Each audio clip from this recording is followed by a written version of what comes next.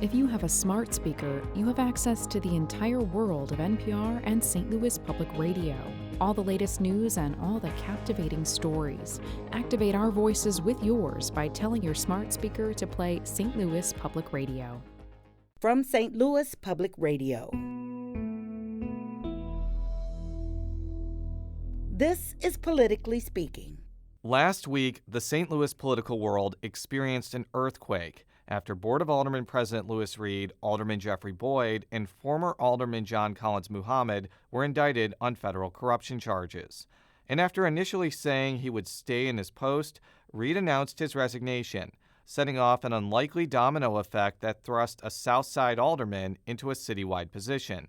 On this special edition of Politically Speaking, Rachel Lippmann and Kavahn Mansouri join me to talk about the impact of these indictments, how the indictment spree includes a St. Louis County official, and what the events of the past few days mean for St. Louis politics. Let's hit the music. This is the Politically Speaking podcast, the definitive show about Missouri politics. We have to talk about things that matter to people. I've tried to bring that same aggressive iconoclast style with me to the United States Senate. I think my district is a model for the state. We put Missourians first. You just kind of have to find the common ground with people. I believe that this district deserves someone who represents their values. After I came back to St. Louis, I started thinking that I could have a bigger role on the change that I wanted to make.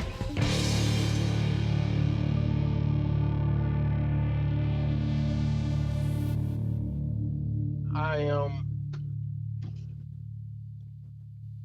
shocked. I never thought a day like this would come. Well, shock and a little disappointed that we found out about it through the news, that normally they would send a letter to the Board of Aldermen. I've spent the last several days dealing with phone calls from the media, from my constituents. That is Alderman Brandon Bosley, Alderman Joe Vaccaro, and Alderman Shane Cohn reacting to the resignation of now former Board of Aldermen President Louis Reed, who was indicted on federal corruption charges last week along with Jeffrey Boyd and John Collins Muhammad. Hello, I'm Jason Rosenbaum, a political correspondent for St. Louis Public Radio, and this is a special edition of Politically Speaking where we're going to be breaking down the news that has sent shockwaves throughout the St. Louis political ecosystem. But I'm not going to do this by myself because in studio we have Rachel Lippmann, St. Louis Public Radio justice and local politics reporter. And making his Politically Speaking debut, by the way, Kavahn Mansouri, investigative reporter with the Midwest Newsroom. Who wants to start off by saying what exactly happened in the city of St. Louis last week? Well, it's basic pay to play. Is how you would explain it. It is a 66-page indictment accusing these three aldermen, Reed, Boyd, and John Collins Muhammad, of exchanging cash and other gifts in exchange for helping a small business owner get access to development incentives, tax abatement specifically, and then get a pretty good deal on a piece of city-owned property that he then wanted to develop. There's campaign contributions that were exchanged, cars, iPhones, etc. And yes, eventually this legislation giving abatement to this gas station property was eventually approved, and the sale of the LRA property at this discounted rate went through. Kavahn, how did federal prosecutors find out about this? So basically, over the past few years, it appears there was an individual who was working with the government wearing a wire. And many of those conversations were recorded.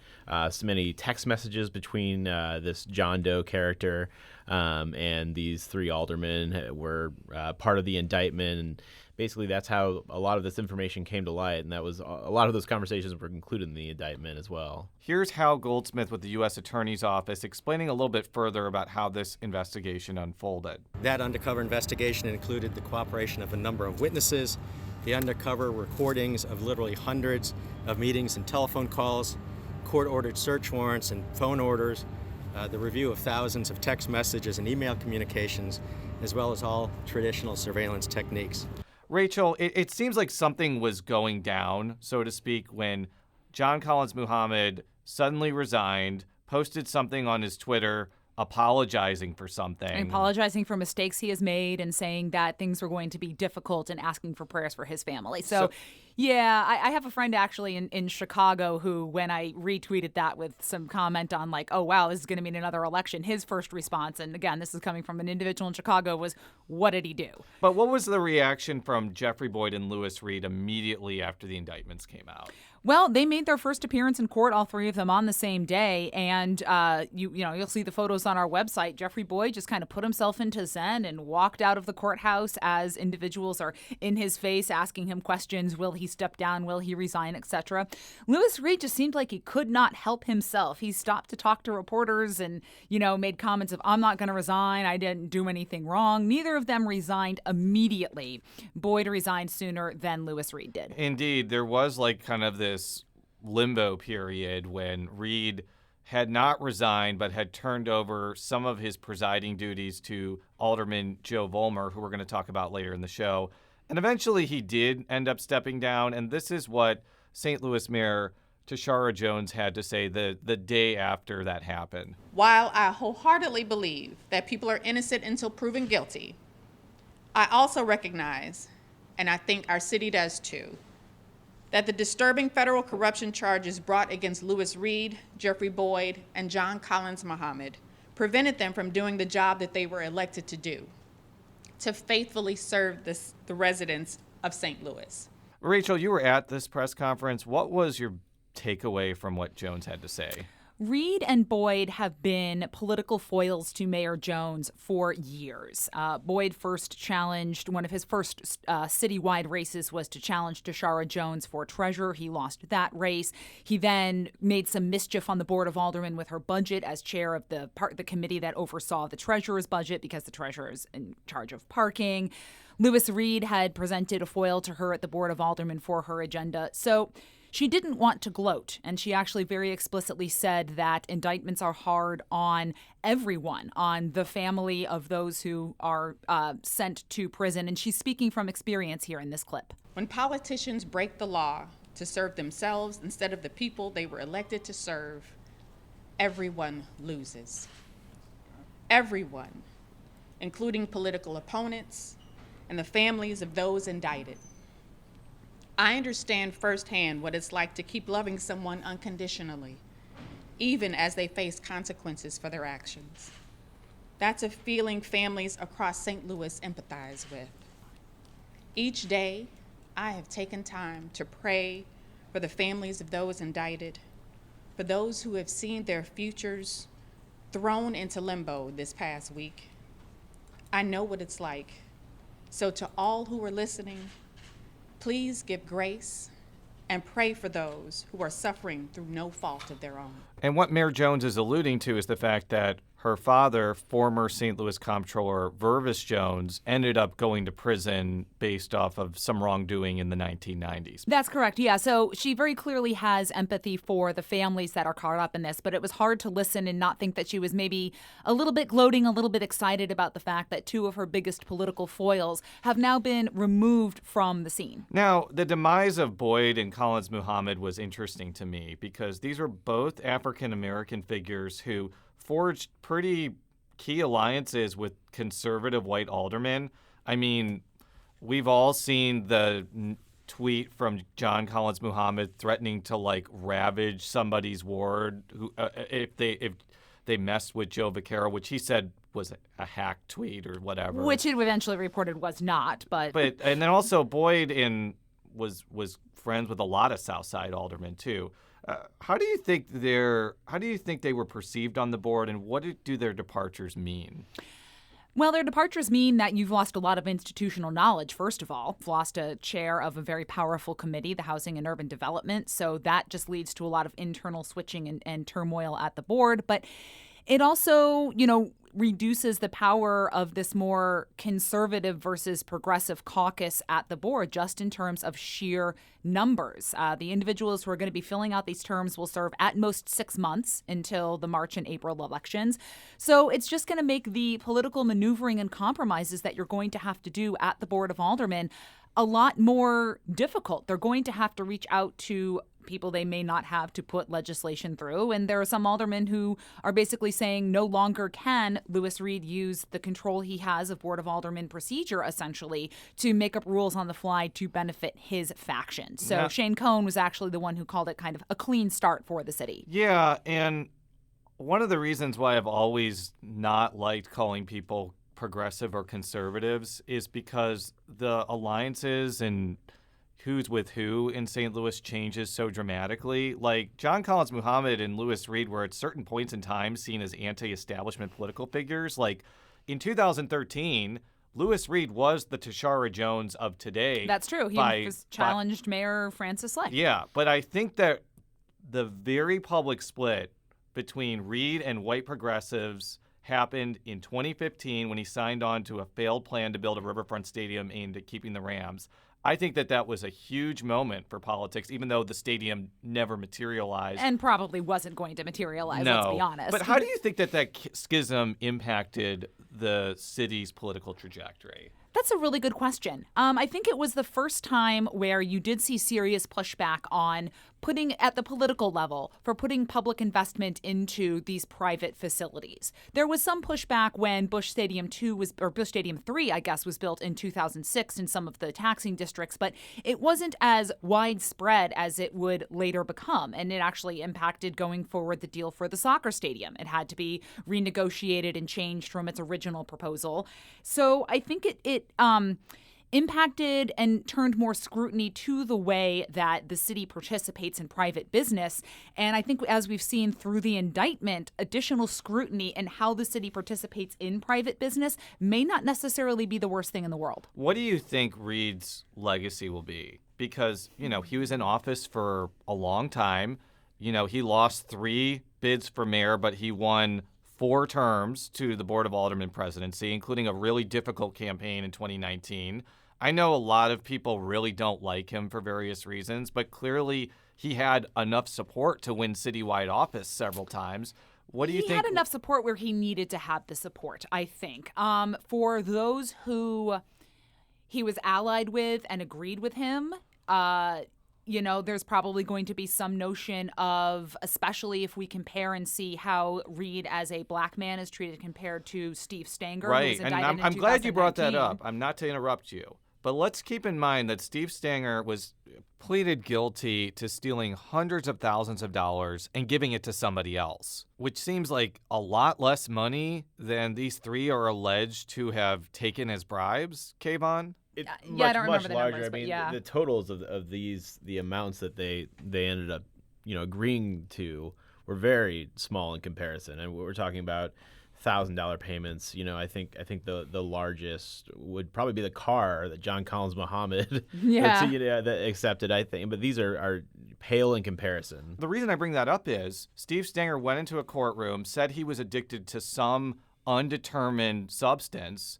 and eventually was able to get out of jail well before his sentence was up. Like, why shouldn't these 3 be held to the same standard as Steve Stenger? And that is going to come up, obviously, in the courtroom. But the indictment, the charges laid out aside, before sentencing, I think we are quite a bit a ways from sentencing unless there's conversations going on for a quick plea here.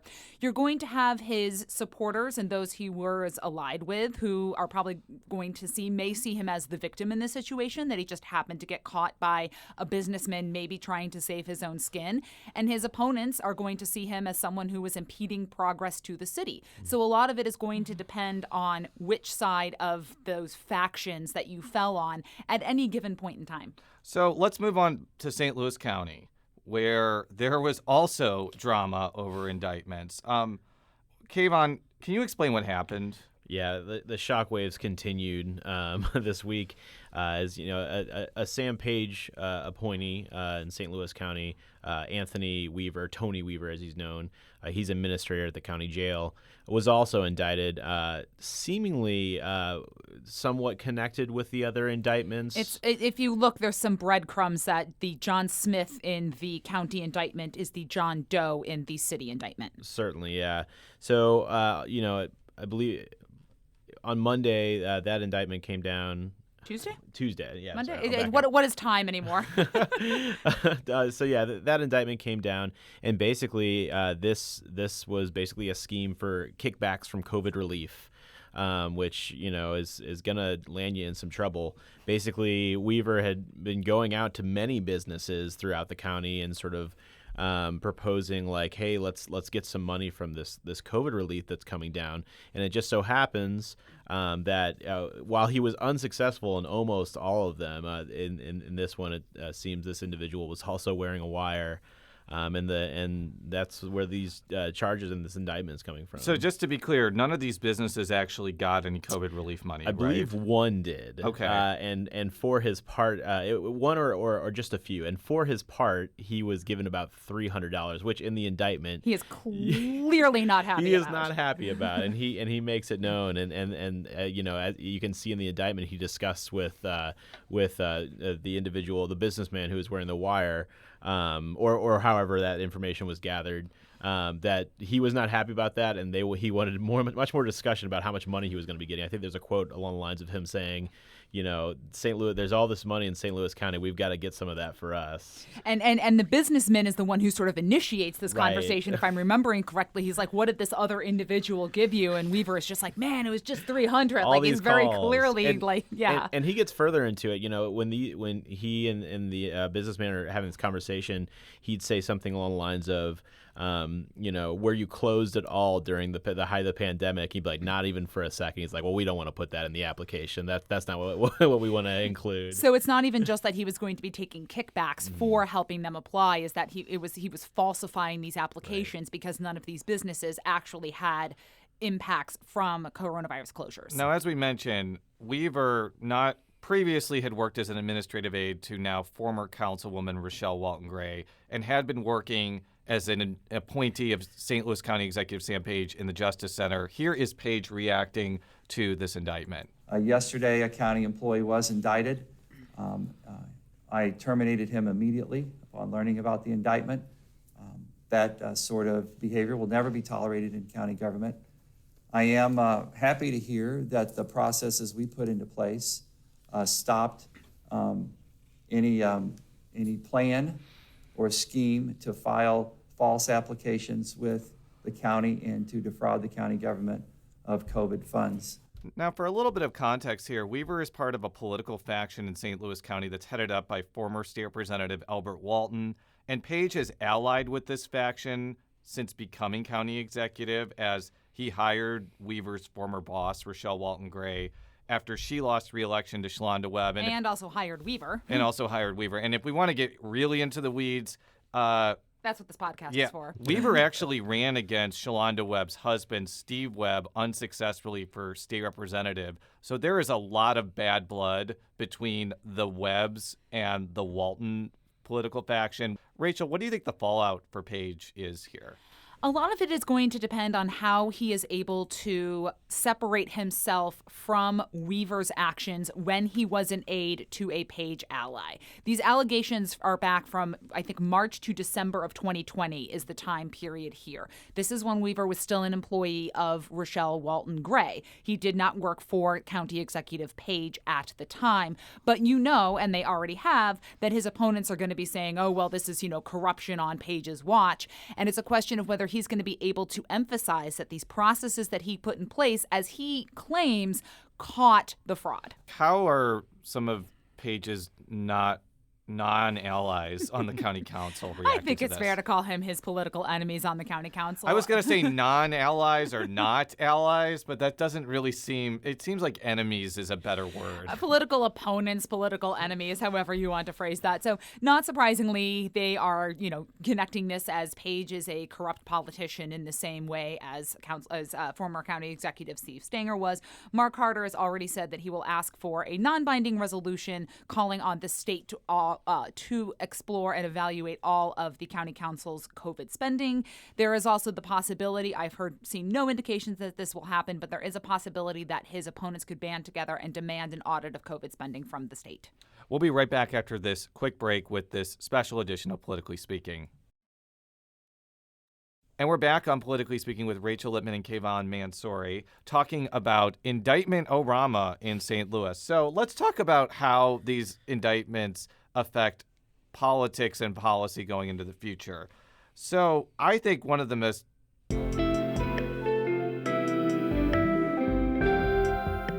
The Gateway brings you the day's news each weekday from around the St. Louis region and the state capitals in Jefferson City. Our schools are accredited. We don't need this bill. And Springfield. How many more years must pass before lawmakers see time is of the essence? I'm Abby Larico. Join me each weekday for The Gateway on the STLPR app or wherever you get podcasts. fascinating parts of this is that Reed's resignation did not lead to the next in line becoming Board of Aldermen president, but the person behind that, the next in line, because Boyd was next in line. That is true. So, in seniority rules. And so the person that is now Board of Aldermen president is Joe Vollmer. And this was the question that I asked him right after Reed's resignation became public. I got to ask this question because I've talked with some of your colleagues. Do you want to be president of the Board of Aldermen? It's not a job I would ever seek. I am taking this responsibility till November 8th.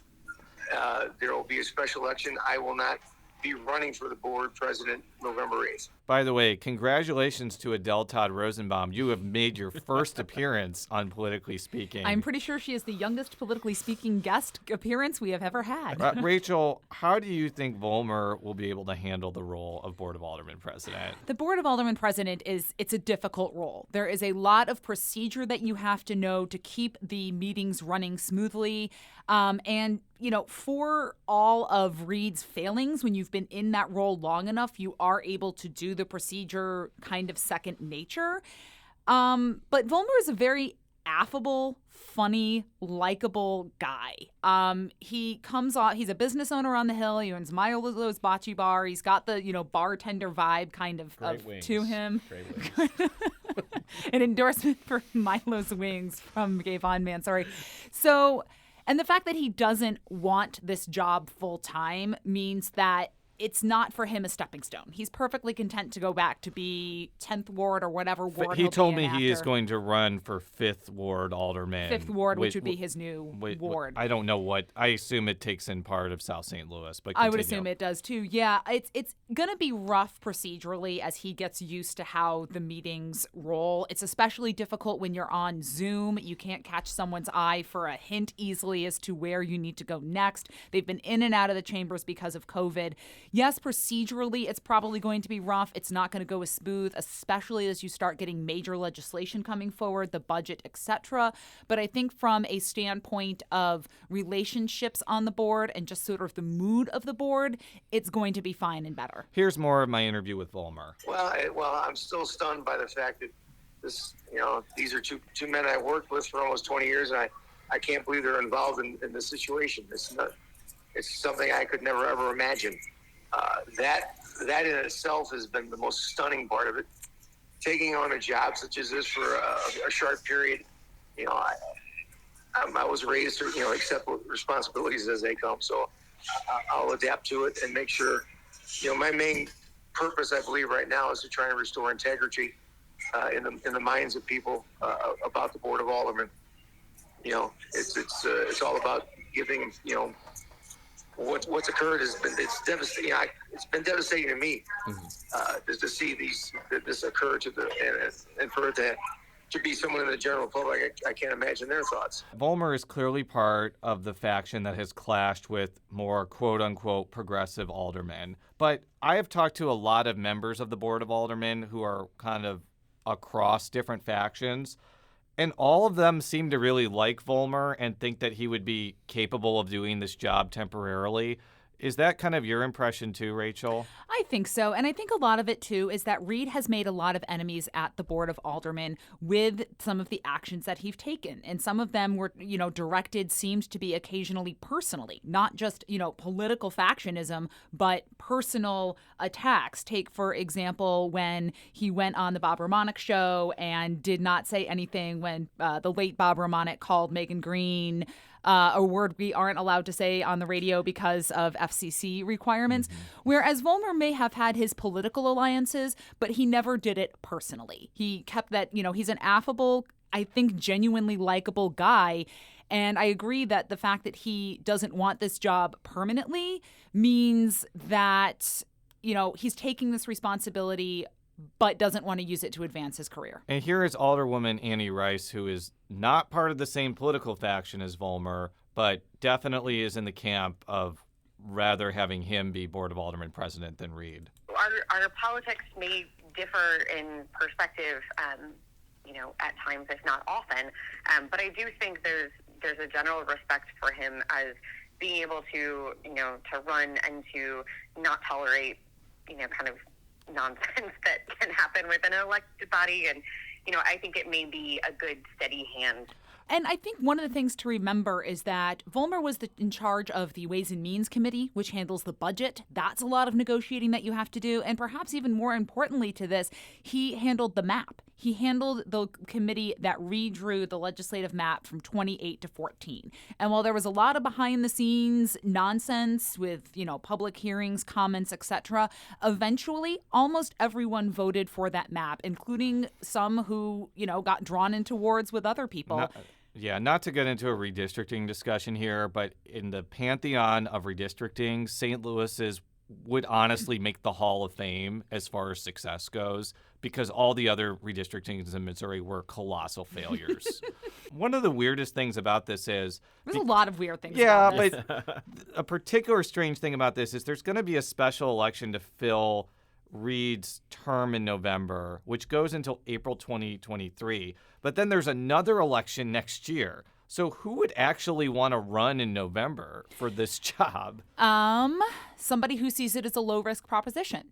Because remember, you can run for this job and hold on to your aldermanic seat. So if you are a sitting alderman and you want higher office, you don't have to decide whether between running for an aldermanic seat or for Board of Aldermen president, which is the decision that you'd have to make in April. In April, because of redistricting, everybody is up. Everybody has to make the decision whether they want to run for Board of Aldermen president or whether they want to run for their aldermanic seat in the new wards. You run in the special in November, you're running as a sitting alderman, you have a fallback seat to get into, and if you win, you are the incumbent going into April. Now, I wouldn't assume that it's just going to be a member of the Board of Aldermen that wants this. There are a lot of state legislators who may be interested in this. There could be citywide officials that could be interested in this. I've heard there are at least 5 alder people considering it, so it could be chaos. And I've heard that my state senator, Carla May, might be interested in it, maybe in March or April when she wouldn't have to be on the ballot again.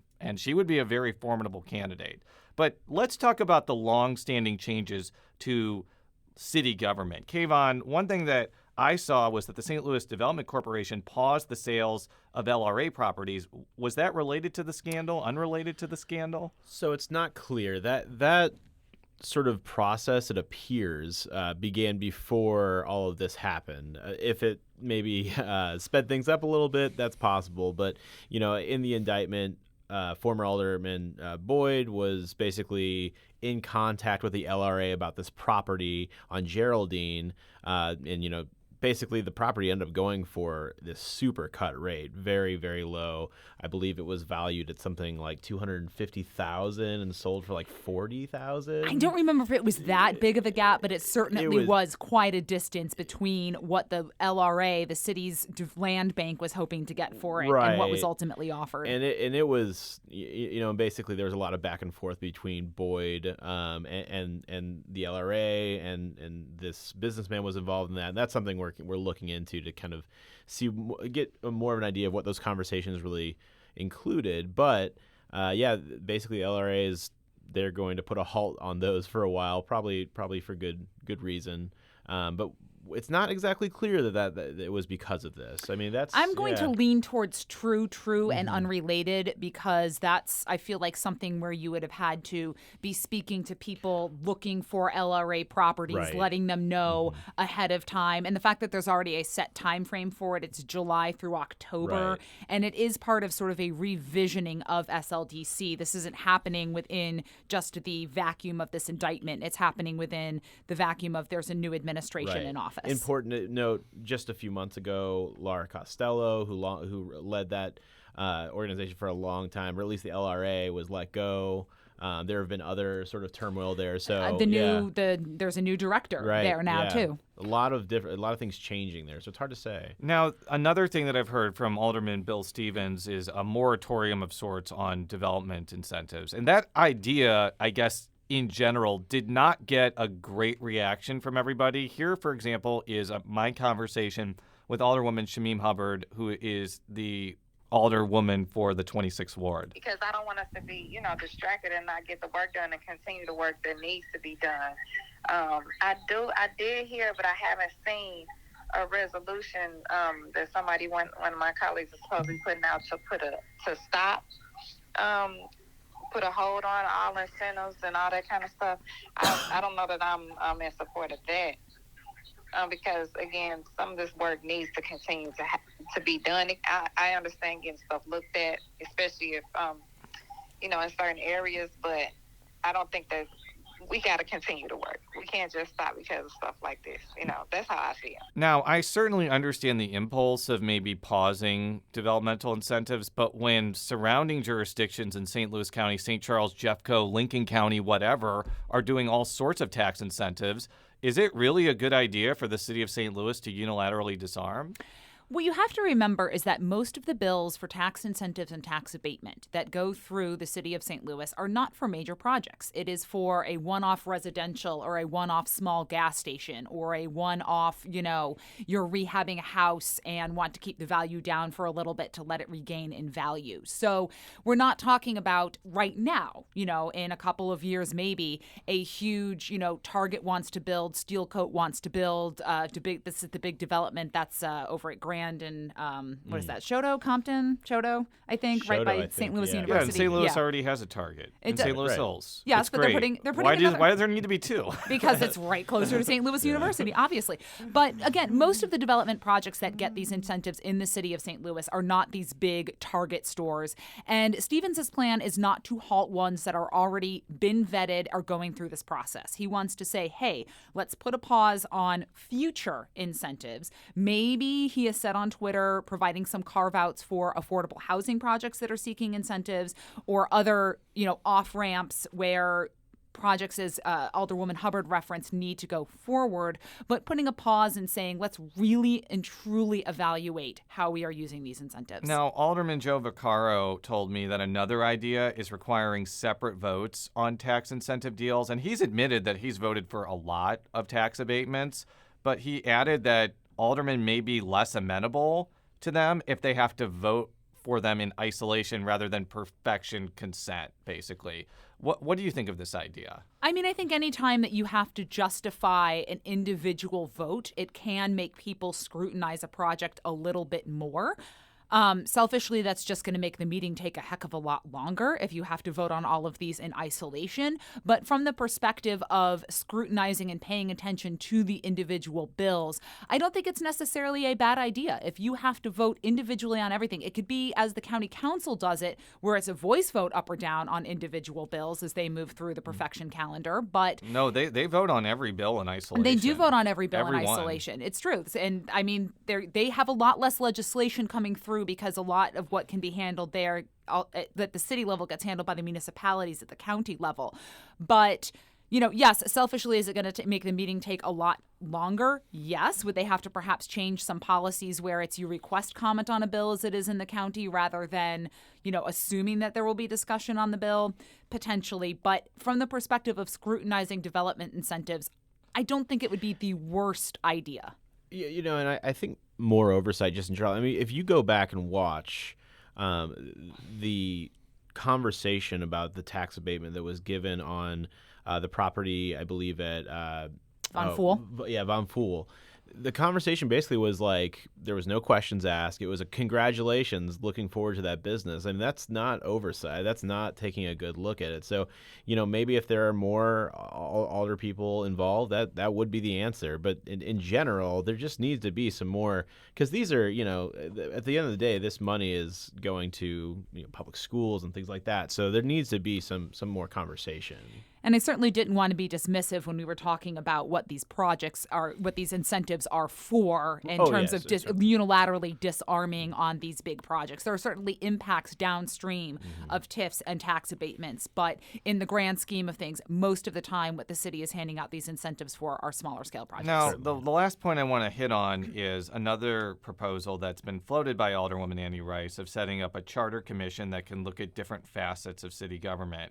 Having followed the Board of Aldermen for a long time, it is very noticeable that individual aldermen actually have a lot of power and responsibility over things that could hypothetically be handled by an executive branch agency. And this is a struggle that a lot of aldermen and alderwomen and I have talked about, is the balance between legislating and constituent services, and could an emboldened or more well-funded executive branch provide city services better and allow them to focus on legislating, scrutinizing these major things, leaving, these aldermanic courtesy, kind of, you approve this because you're the alderman, even if it doesn't matter, off the table, and changing that mindset a little bit. Kavahn, before we sign off, do you have any other things you're looking for in this story?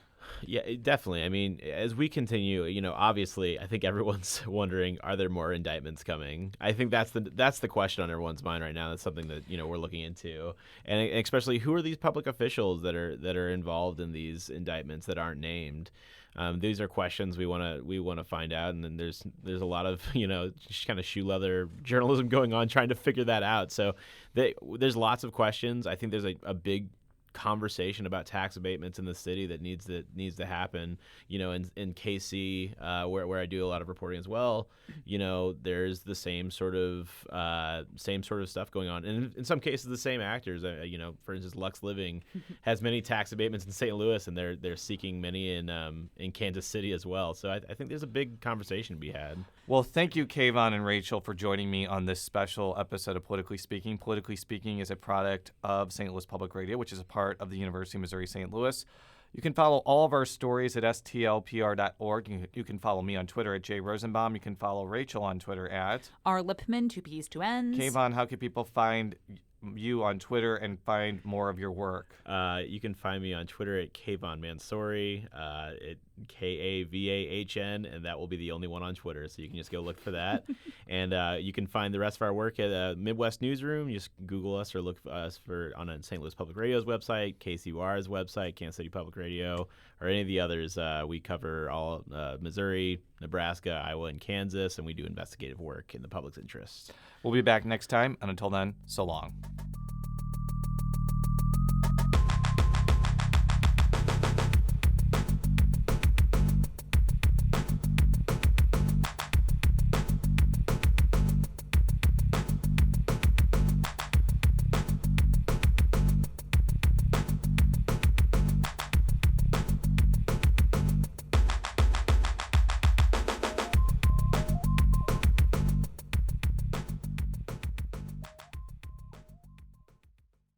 From St. Louis Public Radio. This is Politically Speaking.